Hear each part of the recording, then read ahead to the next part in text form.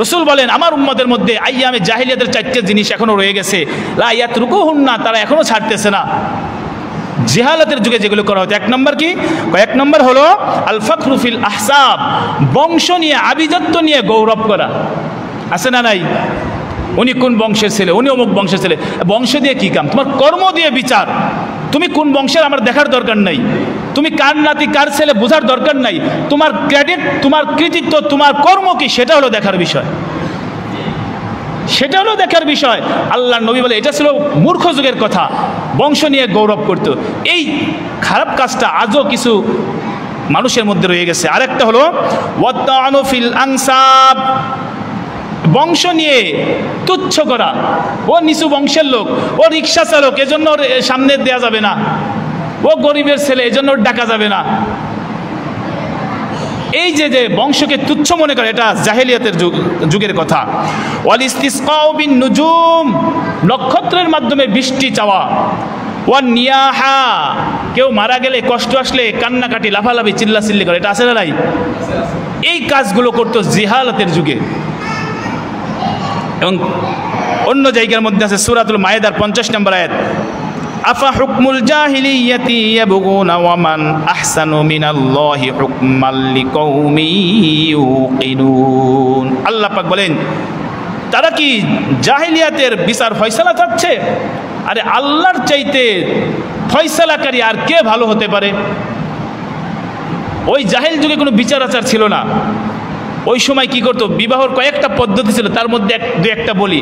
এক ছিল হলো যে স্ত্রীকে স্বামী প্রত্যেকটা পুরুষের সাথে মিলনে দিয়ে দিত, প্রত্যেকটা পুরুষের সাথে। এরপর সন্তান গর্ভের আসার উপরে যখন একেবারে নির্দিষ্ট হয়ে যেত, জেনে যেত, তখন তার বিবাহিত স্বামী তার সাথে ঘর করত, এর আগে ঘর করত না।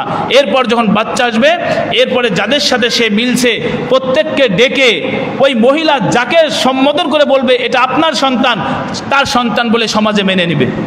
এই নিয়ম ছিল ওই জাহেলাতের যুগে। এরপরে মানুষের বাড়িতে পতাকা টানাই দিত, এই বাড়িতে এভাবে যে কোনো পুরুষ মিলতে পারবে। মিলার পরে এরপরে এই সিস্টেম যখন বাচ্চা হবে, তখন সবাই যাদের সাথে মিলছে সবাইকে ডাকবে। ও দেশের মোড়ল যিনি সমাজকর্তা আছে, উনি যাকে সম্বোধন করে বলবে এটা তোমার ছেলে, তার সন্তান বলে পরিচয় হবে। কি বলে? আজকের আলোচ্য বিষয় আমাদের নবী হযরত মুহাম্মদ সাল্লাল্লাহু আলাইহি ওয়াসাল্লামের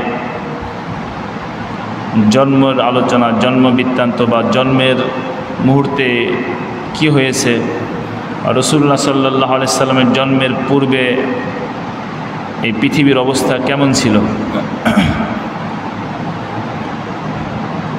আমাদের নবী হযরত মুহাম্মদ সাল্লাল্লাহু আলাইহি ওয়াসাল্লাম, তাকে ভালোবাসা এটা ঈমানের একটি অবিচ্ছেদ্য অংশ।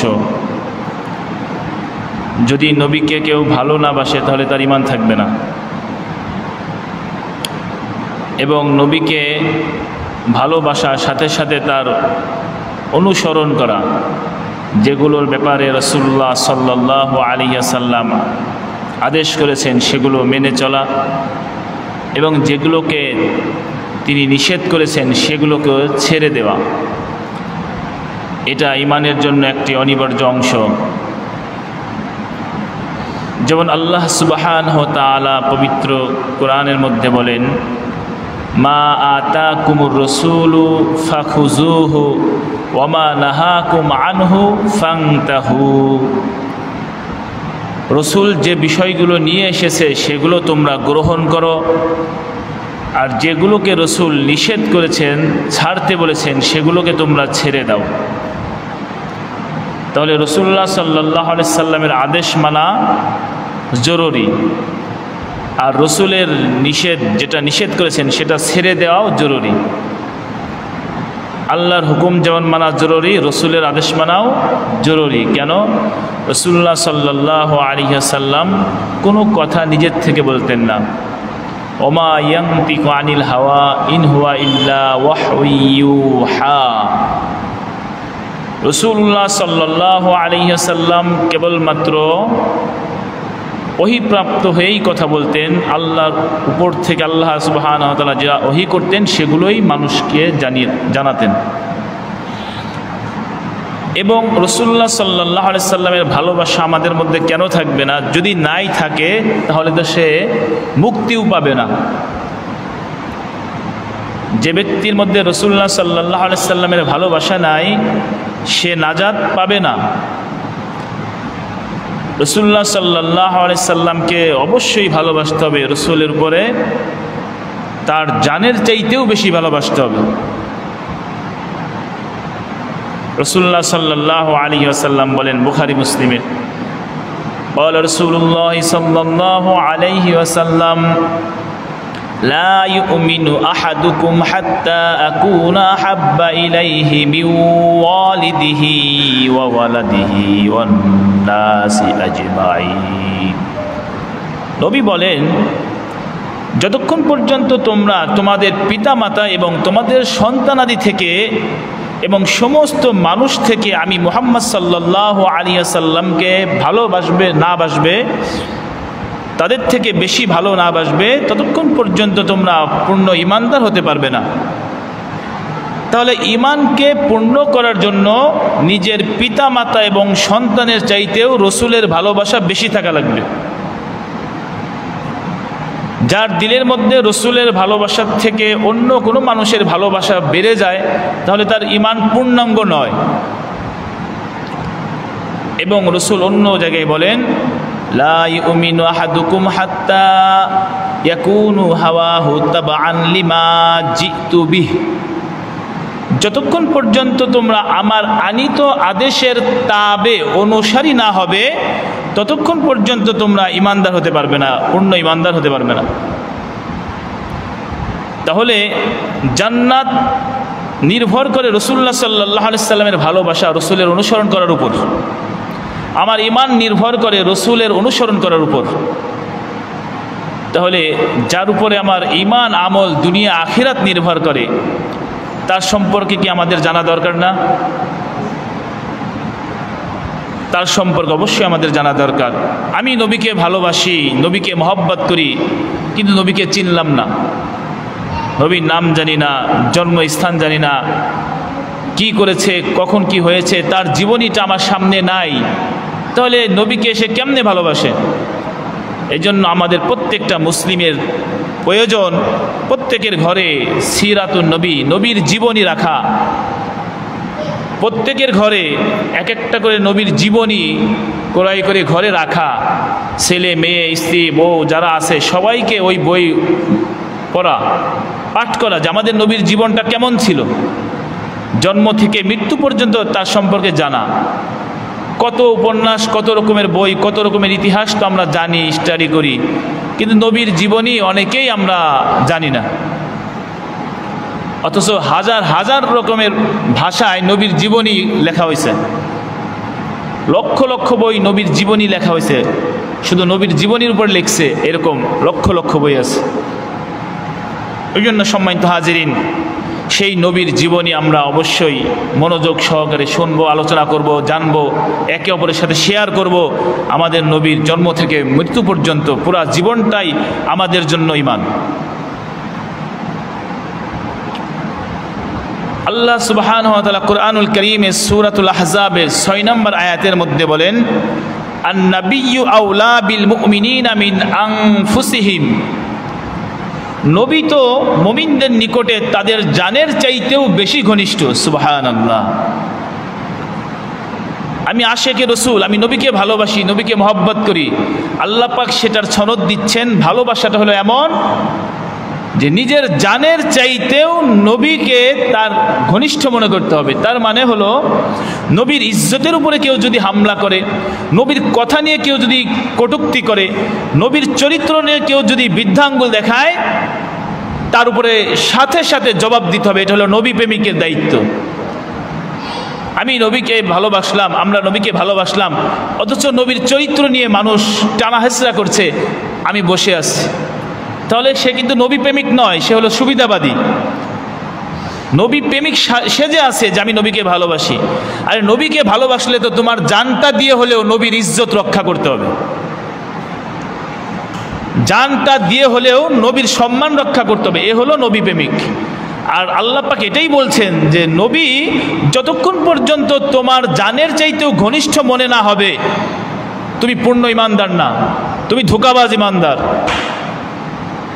সম্মানিত হাজিরিন, এজন্য আমাদের দিলের মধ্যে নবীর ভালোবাসা কতটুক 100-এর 100 সম্পন্ন থাকতে হবে। এক পাশে সমাজের কথা, এক পাশে নবীর কথা, নবীর কথাকেই মানতে হবে, সমাজ ছেড়ে দিতে হবে। এক পাশে বসের কথা, এক পাশে নবীর কথা, বসের কথা ফেলে দিতে হবে সুরে, নবীর কথা মানতে হবে। এ হচ্ছে নবী প্রেমিক। আর সাহাবা ইকরামের জীবনে এগুলো দেখা গেছে, তারা দেখিয়েছে মানুষকে যে আমরা নবীকে কি পরিমাণ ভালোবাসি, সাহাবীরা কি পরিমাণ ভালোবাসে তারা দেখাইছেন জাতিকে, মানুষকে। মৃত্যুর সময় কান্না করতেছে, ছেলের কথা, মেয়ের কথা, স্ত্রীর কথা, ওসিয়ত এগুলো কিছুই বলে না, বলে আমার নবীর জন্য মহব্বত লাগতেছে। নবী ছাড়া থাকবো কেমনে, নবীকে না দেখে থাকবো কেমনে। এবং আল্লাহ সুবহানাহু ওয়া তাআলা সূরাতুল আম্বিয়ার 107 নম্বর আয়াতের মধ্যে বলেন, ওয়ামা আরসালনাকা ইল্লা রাহমাতাল লিল আলামিন, আমি নবীকে দুনিয়াতে পাঠিয়েছি রহমত স্বরূপ। পুরা পৃথিবীর প্রত্যেকটা জিনিসের জন্যই নবী হলো রহমত। আমার জন্য রহমত, আপনার জন্য রহমত, কাফিরের জন্য রহমত, গাছের জন্য রহমত, আসমানের জন্য রহমত, বাতাসের জন্য রহমত। কে? মুহাম্মদ সাল্লাল্লাহু আলাইহি ওয়াসাল্লাম। তাহলে যিনি পৃথিবীর জন্য রহমত, এত বড় হাস্তি, এত বড় সত্তা, তার সম্পর্কে কিছুই জানি না, তার পরিচয় আমার কাছে অস্পষ্ট। অবশ্যই আমাদের নবীর জীবনী জানতে হবে। মাজমাউজ জাওয়ায়েদের মধ্যে আছে, নবী আলাইহিস সালামের একটি হাদিস নকল করা হয়েছে যে যখন আল্লাহ পাক বলেছেন আমি নবীকে দুনিয়াতে রহমত স্বরূপ পাঠিয়েছি সকলের জন্য, অথচ এই রহমতের নবী কাফেরের বিরুদ্ধে যুদ্ধ করেছে, এই রহমতের নবী কাফেরের কতল করেছে, এই রহমতের নবী এরকম অনেক শাস্তির বিধান প্রয়োগ করেছে। এখন প্রশ্ন আসতে পারে, যিনি রহমত, কাফেরের জন্য রহমত, উনি আবার কাফেরকে জবে করলো কেমনে?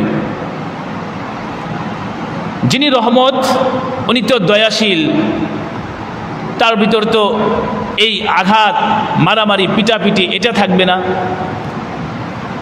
নবী আলাইহিস সালাম বলেন, মাজমাউজ জাওয়ায়েদের মধ্যে তার হাদিস নকল, তিনি বলেন ওয়াল্লাযী নাফসি বিয়াদিহি লা আকতুলান্নাহুম, ওই সত্তার কসম যার কাছে আমি নবীর জান, লা আকতুলান্নাহুম ওয়ালা উসাল্লিবান্নাহুম, অবশ্যই আমি তাদেরকে কতল করব, অবশ্যই আমি তাদেরকে শুলিতে চড়াবো, ওয়ালা আহাদিয়ান্নাহুম, অবশ্যই আমি তাদেরকে সঠিক পথ দেখাবো, অহুম কারিহুন, যদিও তারা অপছন্দ করে। তার মানে বোঝা গেল যিনি কাফের তাকে কতল করাটাই তার জন্য রহমত।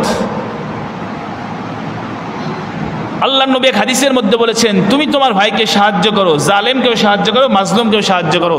সাহাবা ইকরাম জিজ্ঞেস করলেন, ইয়া রাসূলুল্লাহ, জালেমকে সাহায্য কেমনে করব, মাজলুমকে সাহায্য করবো, এটা বুঝে আসলো, কিন্তু যিনি অত্যাচার করেন তারে কেমনে সাহায্য করা যায়? আল্লাহর নবী বললেন, তার হাতকে ধরে ফেলো, তার জুলুমকে বন্ধ করে দাও, তার জুলুমকে স্টপ, থামিয়ে দাও, এটাই তার উপরে রহমত, এটাই তার জন্য কল্যাণ। তাহলে বোঝা গেল যেখানে থাপ্পড় দেওয়ার দরকার সেখানে থাপ্পড় দেওয়াটা রহমত, সেখানে থাপ্পড় না দিয়ে আদর করাটা হবে না, সেখানে থাপ্পড়টাই দিতে হবে। যেখানে আদর করার দরকার সেখানে আদর করা রহমত, যেখানে তরবারি উঠানো দরকার সেখানে তরবারি উঠানোটাই রহমত। রাসূল বলেন এবং বলেন, ইন্নী রহমাতু বাসানি আল্লাহু ওয়ালা ইয়াতাওয়াফানি হাত্তা ইযহারুল্লাহু দীনাহু, এবং আল্লাহ পাক আমাকে রহমত করে পাঠিয়েছেন, আল্লাহ পাক ততক্ষণ পর্যন্ত আমাকে মৃত্যু দিবেন না যতক্ষণ পর্যন্ত আল্লাহর দ্বীনকে আমি বিজয় না করব। আল্লাহর দ্বীনকে আল্লাহ পাক বিজয় করেছেন, এরপরে নবী দুনিয়া থেকে চলে গেছে। এবং মিশকাত শরীফের মধ্যে রাসূল সাল্লাল্লাহু আলাইহি ওয়াসাল্লাম একটা হাদিস, রাসূল বলেন, আনা আখিযুন বিহুজুজিকুম আনিন নার, তোমরা তো জাহান্নামের গর্তের কাছে দাঁড়িয়ে আছো, আমি তোমাদের কোমর ধরে ধরে জাহান্নাম থেকে বাঁচাচ্ছি। দেখুন, আমরা কিছুই জানতাম না, এই হাদিস আমরা জানতাম না, এই মাথায় টুপি দেওয়া জানি নাই, এই জামা পরা বুঝি নাই, দাড়ি রাখা শিখি নাই, এগুলো আমরা কেমনে শিখলাম, কেমনে জানলাম? তার মানে প্রথমে আমরা জাহান্নামের গর্তের কাছে ছিলাম, আমরা অজ্ঞ ছিলাম, মূর্খ ছিলাম। দিন থেকে জেহালাতের মধ্যে ছিলাম, কার সাথে কি আচরণ করতে হয়, কোথায় কিভাবে কথা বলতে হয়, এটা শিখিয়েছেন রসুল। এজন্য রসুল বলেন, আমি তোমাদের কোমর ধরে ধরে জাহান্নাম থেকে বাঁচাচ্ছি।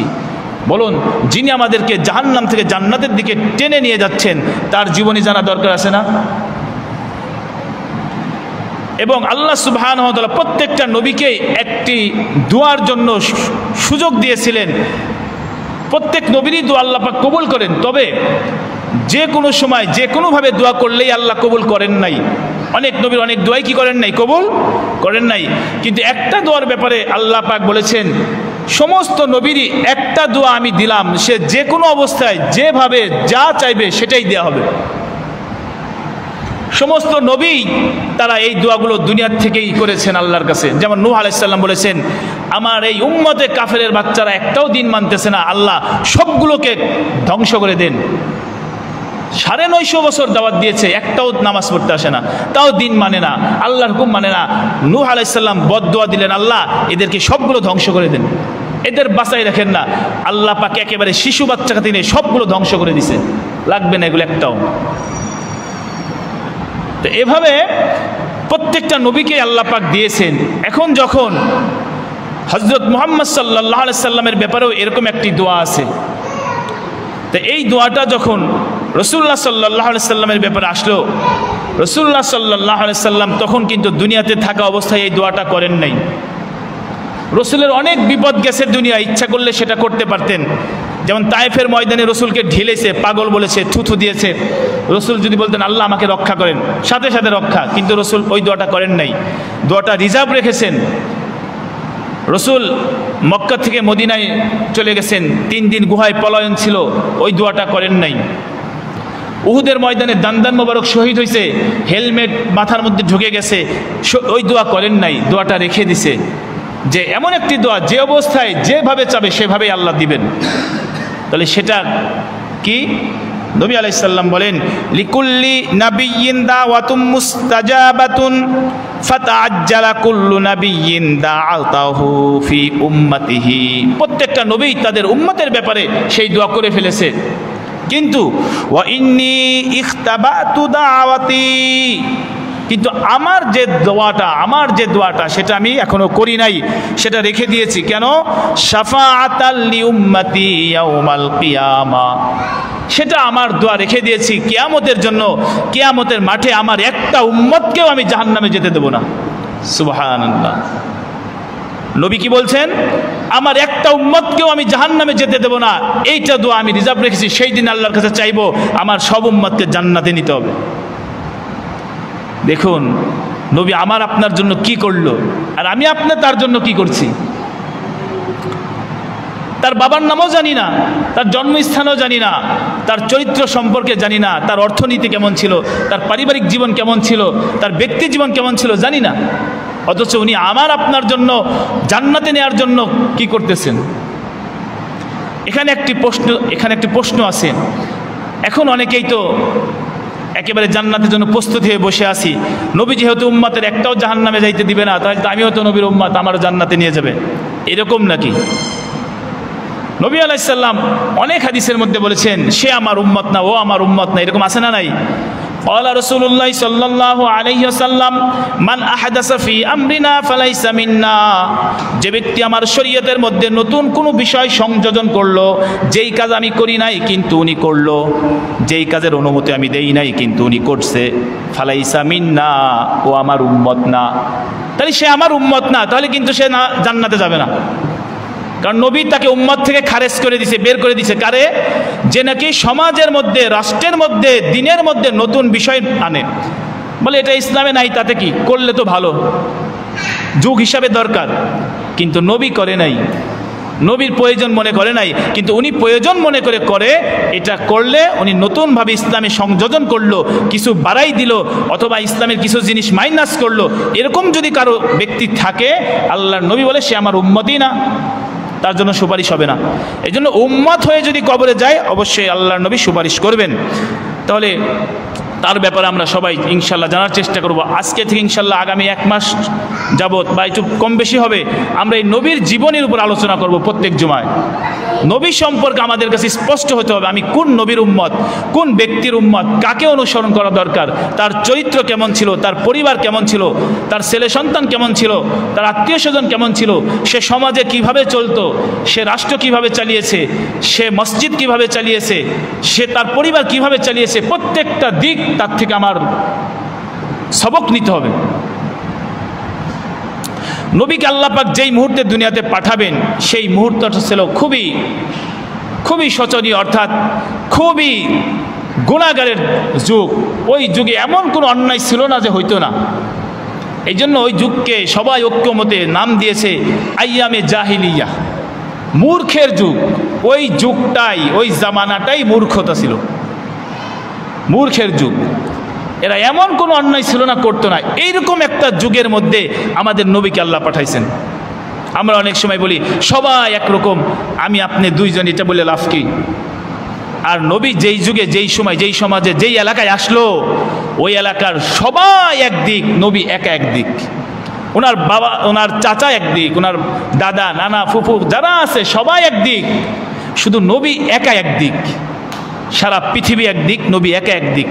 নবী এক মুহূর্তের জন্য বলে নাই যে সবাই একদিক, তাহলে যুগ হিসাবে ওনাদের সাপোর্ট করা দরকার, একথা বলে নাই।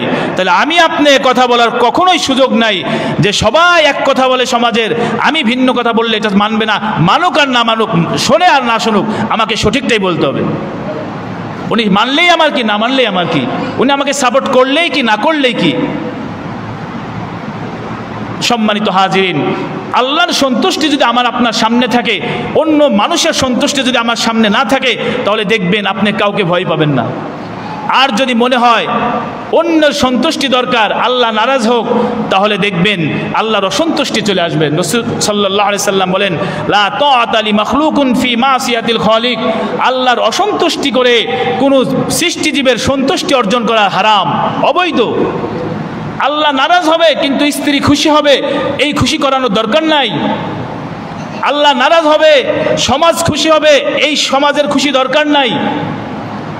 আল্লাহ নারাজ হবে, সন্তান খুশি হবে, এই সন্তানের খুশি দরকার নাই। সাহাবা ইকরামরা এগুলো করে দেখাইছেন, আমাদের করে করে দেখাইছেন, যাতে আমরা হতভম্ব না হই। এটা কেমনে করবো? আমার পরিবারের সবাই এক কথা বলে, আমি এক কথা, হ্যাঁ আমি এক কথাই, যদি ওটা সঠিক হয় এক কথাটাই বলতে হবে আপনাকে।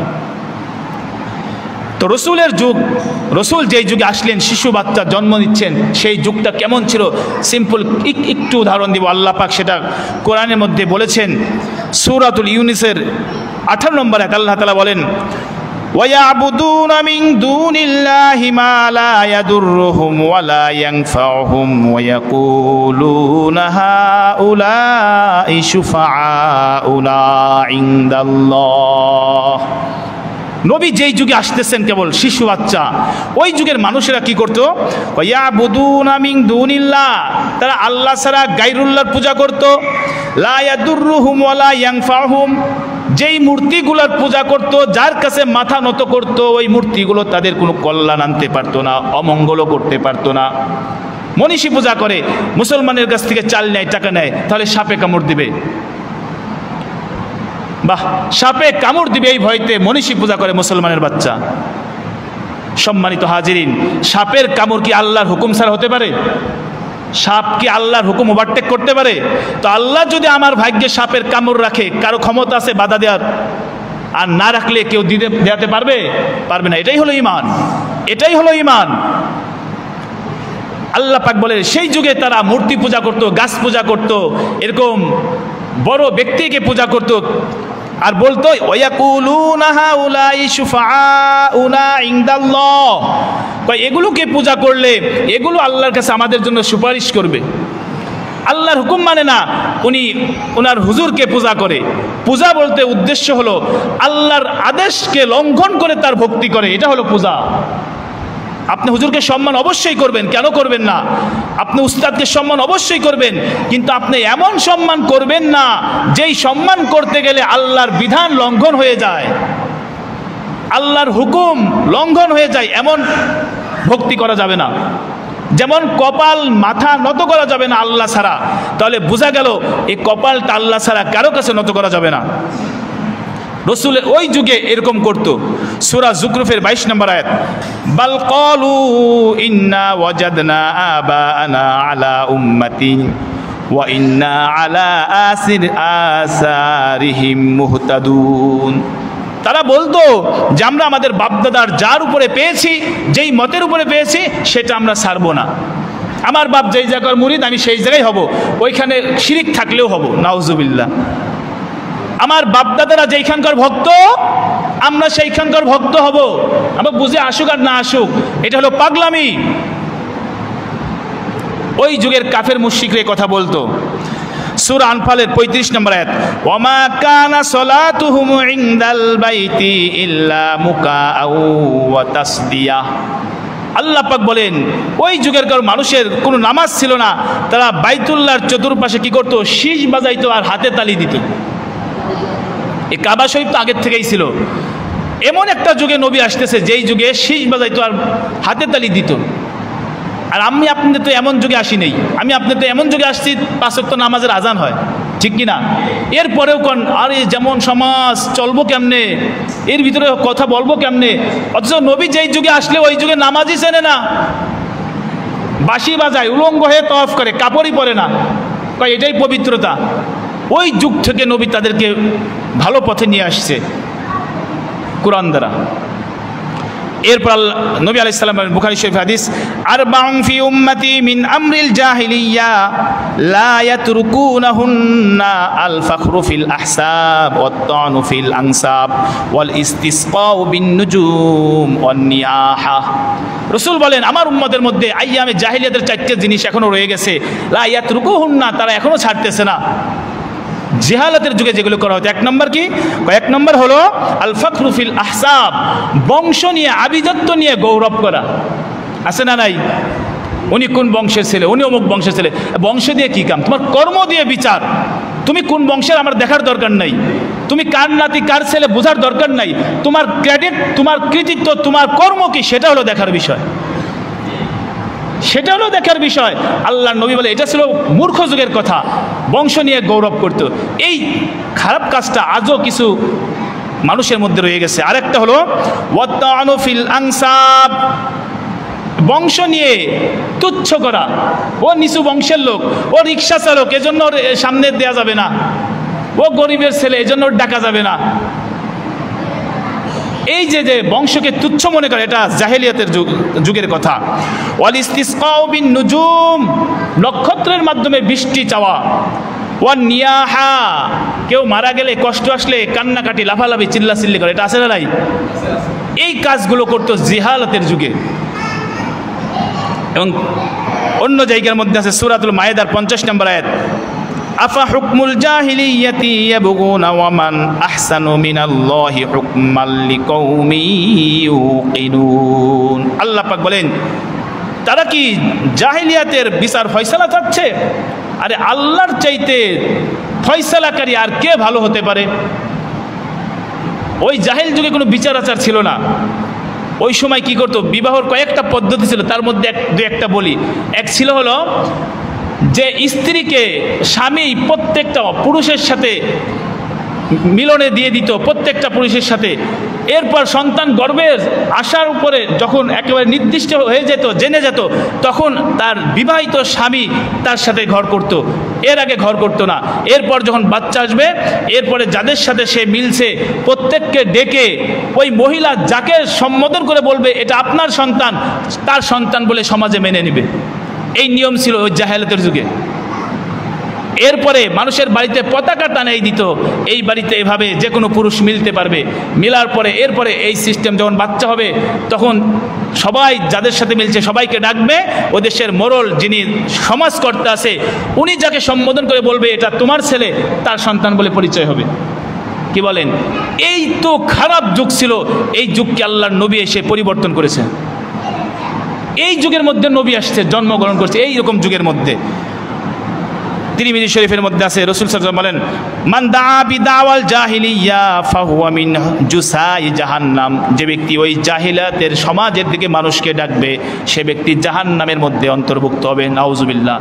আজও কিছু কুলাঙ্গার আছে ওই জাহিলিয়াতের খারাপ কাজগুলো সমাজে চাচ্ছে না, সমাজে চাচ্ছে আমার ইচ্ছা, আমি যাকে ইচ্ছা তাকে বিবাহ করব, আমার ভোটে আমি যাকে তাকে দেব, আমার ভোট আমি দেবো, যাকে ইচ্ছা তাকে দেব।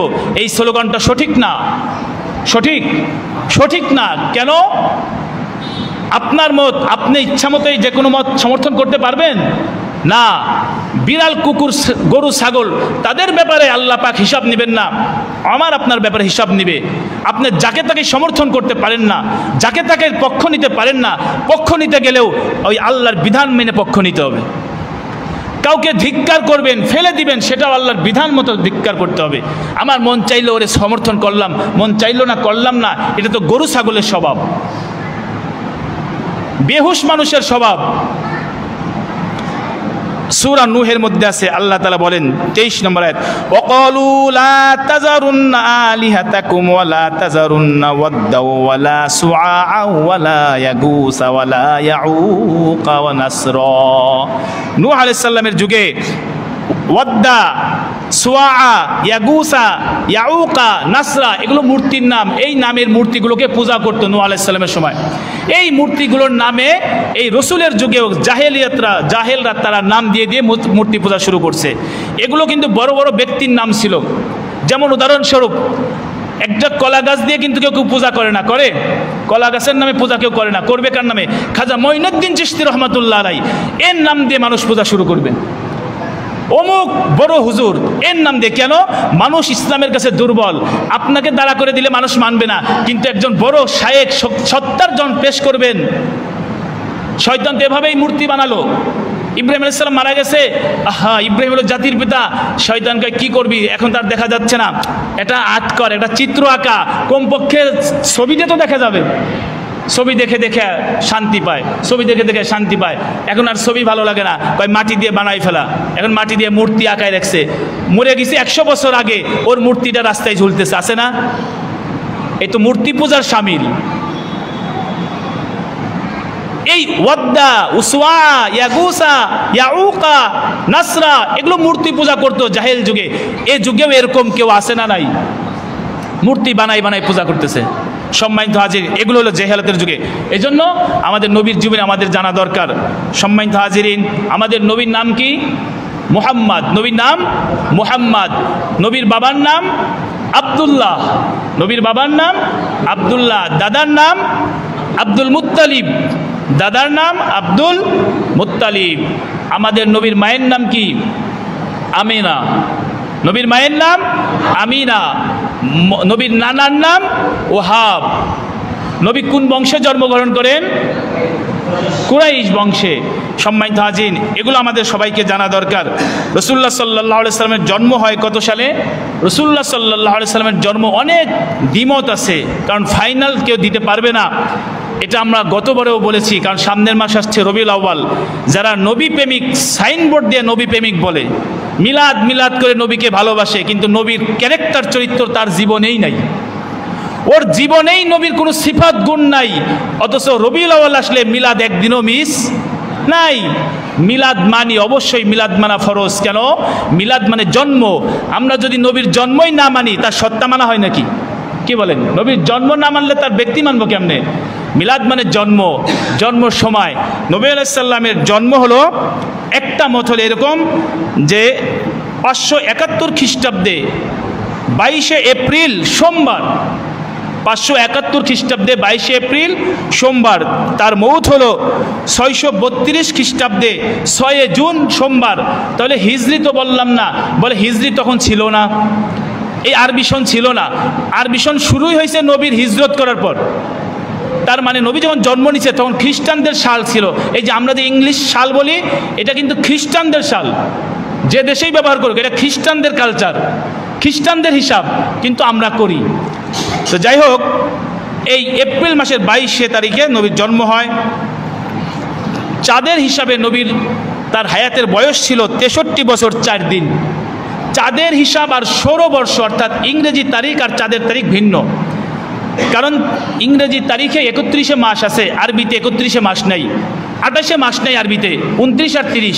এজন্য আরবি সাল কম, ইংরেজি সাল বড় হয়ে যায়। ইংরেজি সাল হিসেবে নবীর বয়স হয়েছিল 61 বছর 1 মাস 14 দিন।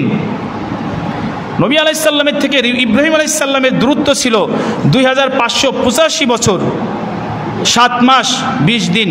নূহ আলাইহিসসালামের প্লাবন থেকে আমাদের নবীর দূরত্ব ছিল 3675 বছর।